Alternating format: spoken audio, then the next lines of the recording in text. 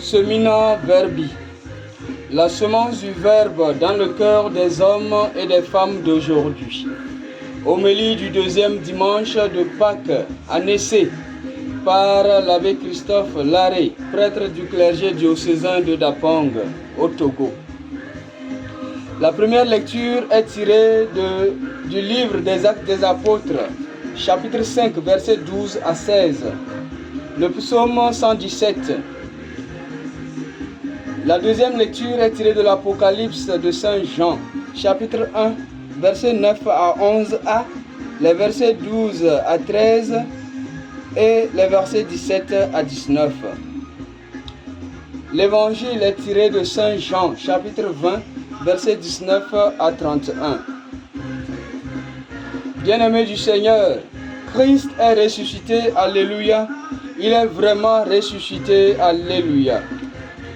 En ce dimanche de la divine miséricorde, le Seigneur nous convoque à répondre à son amour, comme les premiers chrétiens dont l'attachement à lui était très expressif, et indique leur réponse positive à l'appel de l'amour du Seigneur.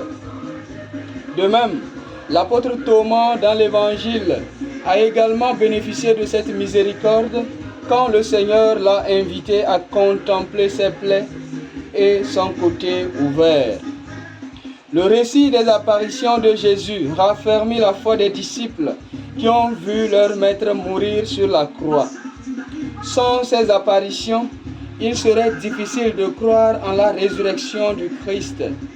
La preuve est que Thomas exige de voir les plaies de Jésus, les marques des clous avant de croire. Jésus accepte de se montrer à Thomas, mais pas seul, en communauté. Il accepte de se soumettre à la preuve exigée par Thomas et en contrepartie, Jésus lui demande de croire. Je cite, « Cesse d'être incrédule et sois croyant ». Il y a là une sorte d'unité de tendance que Jésus réalise en donnant à tous ses disciples le privilège de le voir après sa mort. Ainsi, nul d'entre eux ne dirait le contraire quant à la conviction qu'il est vraiment ressuscité. De l'incrédulité de Thomas, on en vient à une grande expression de la foi qui dit de Jésus qu'il est Dieu.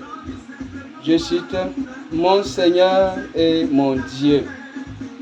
Thomas appelle Jésus son Seigneur et son Dieu, c'est-à-dire celui en qui il met toute sa confiance, celui qu'il va désormais annoncer sans crainte parce qu'il l'a vu vivant après tout ce qu'il a subi. Bastonnade, crachats, blessures, insultes, cloué sur la croix et mort. On a percé son côté pour s'assurer qu'il est vraiment mort. Oui, c'est ce Jésus qui est Seigneur et Dieu et qui mérite d'être annoncé dans tous les coins du monde. L'évidence de la divinité de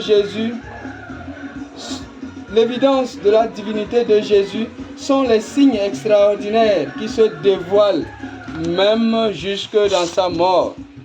En effet, il fallait faire taire cet homme dont les actes et les paroles inspiraient confiance et vie.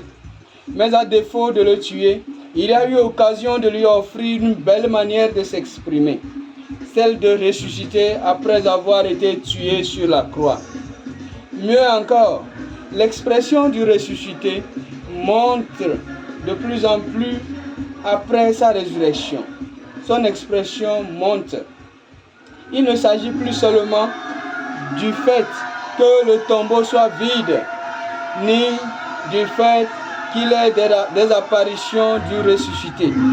Il y a bien plus des actes de guérison dont sont capables les apôtres du ressuscité, car en son nom, ils guérissent les malades. Aussi et surtout du grand nombre de croyants dont fait cas le livre des Actes des Apôtres écouté en première lecture. Je cite, « De plus en plus, des foules d'hommes et de femmes en devenant croyants s'attachaient au Seigneur. » Fin de citation. Bien-aimés du Seigneur, notre Seigneur Jésus-Christ est mort et ressuscité par pure miséricorde pour l'homme. De son côté ouvert, Il offre à chaque homme de faire l'expérience de Thomas en y touchant pour obtenir la rédemption. Le premier fruit de cette rédemption étant la foi qui fait dire à Thomas prostré devant Jésus, « Mon Seigneur et mon Dieu ». À nous aussi aujourd'hui, cette grâce nous est accordée de bénéficier de la miséricorde de Dieu. Il suffit d'ouvrir le cœur pour accueillir Jésus comme notre Seigneur et notre Dieu, comme Thomas ou comme cette multitude de croyants dont parle la première lecture. Bien chers frères et sœurs, il est urgent de porter le témoignage du Christ ressuscité, afin d'amener tous les hommes à la fontaine de la miséricorde de Dieu. Car, comme l'a dit le pape Saint Jean-Paul II, dans son homélie inaugurale du dimanche de la miséricorde le 22 avril 2001, je cite, « Dans la seconde lecture, dit-il, tirée de l'Apocalypse, nous avons écouté ces paroles réconfortantes. Elles nous invitent à tourner le regard vers le Christ pour faire l'expérience de sa présence rassurante. À chacun, quelle que soit la condition dans laquelle il se trouve, même la plus complexe et dramatique, le ressuscité répète, « Ne crains pas, je suis mort sur la croix, mais à présent, me voici vivant pour les siècles des siècles. Je suis le premier et le dernier, le vivant. » Fort de cette présence, Jésus envoie ses disciples à apporter à chaque être humain la miséricorde. Ainsi, il souffle sur eux et leur accorde le pouvoir de pardonner les péchés. C'est le premier geste de miséricorde qu'il faille accorder à l'humanité entière. Tout comme le pape Saint Jean-Paul II, dans cette homélie précitée, nous voulons rendre grâce au Seigneur pour son amour qui est de plus en plus fort que la mort et le péché. Il se révèle et se réalise comme miséricorde dans notre existence quotidienne. Et il invite chaque homme à avoir à son tour miséricorde à l'égard du crucifié. Le programme de vie de chaque baptisé et de l'Église tout entière n'est-il pas précisément d'aimer Dieu et d'aimer son prochain, et même ses ennemis, en suivant l'exemple de Jésus? Oui, bien-aimé du Seigneur, tel est bien sûr le programme de vie de chaque chrétien. Que cette Eucharistie soit un soutien dans notre élan de miséricorde les uns envers les autres. Amen.